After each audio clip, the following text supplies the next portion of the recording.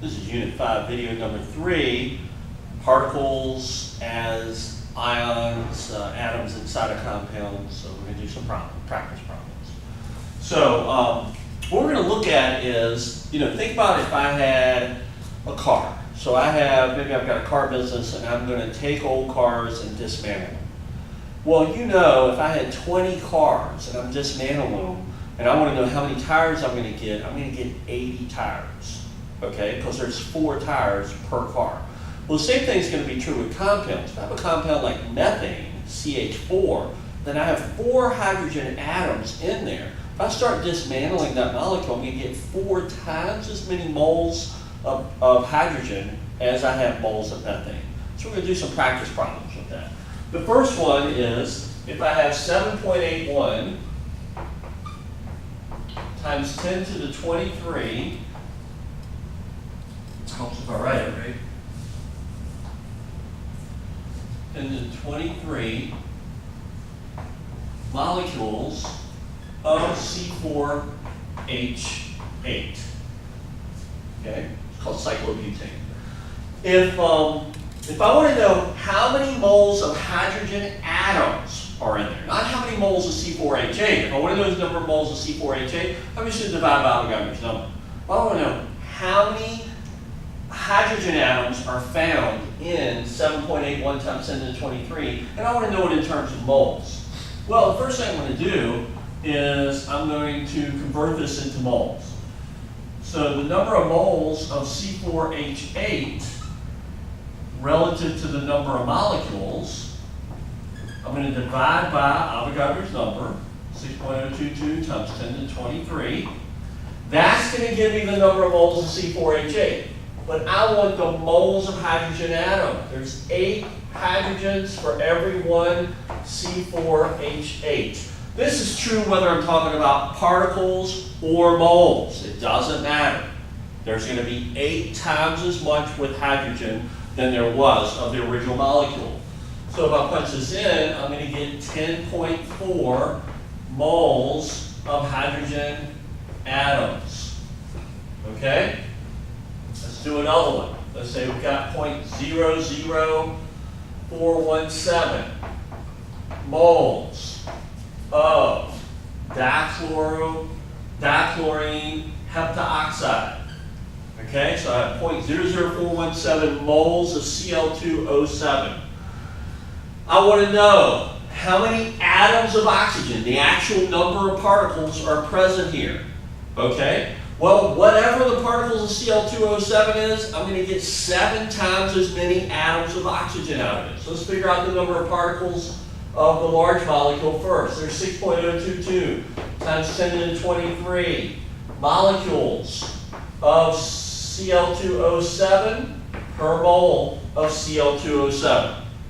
Okay? That's going to get me to the number of molecules, but then I can tell there's 7 oxygens, and I always hate just putting O there because it looks like 70. There's 7 oxygens per 1 Cl2O7. So however many moles I have, or how many particles I have here, I'm going to have 7 times as many particles when that gets busted up. That's going to give me 1.76 times 10 to the 22 atoms of oxygen. So I multiply that out by 7. Let's do another one. Let's say we have some ions. So I'm going to have 4.01 times 10 to the 22. Now usually when we have an ion compound, we talk about formula units. Because when I say, I'm going to write up here, aluminum nitrate, you should know by this point that does not mean there's a molecule with aluminum and 3 nitrates around it. That's embedded in a crystal that has aluminum, nitrates, so they're all embedded there. And on average, there's 1 aluminum and 3 nitrates, okay? So we usually talk about the number of formula units because there's not unique molecules. Okay, so we want to know how many moles of nitrate ions are in here.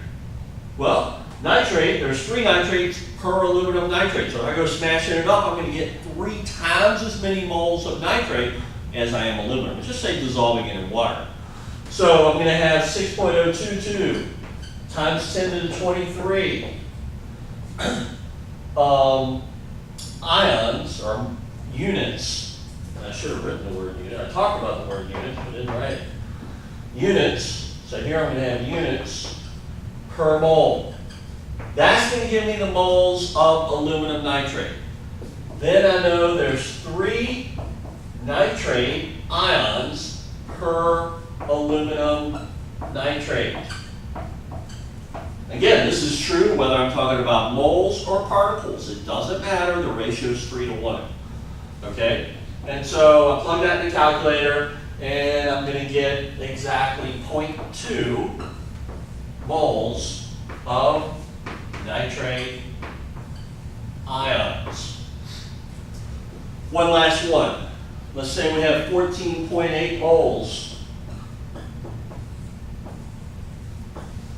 of SnCl4. I want to know how many chloride ions there are.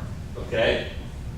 So same thing here. Every mole of SnCl4 is going to give me 6.022 times 10 to the 23. Again, units. These are units because it's an ionic compound. So units of SnCl4.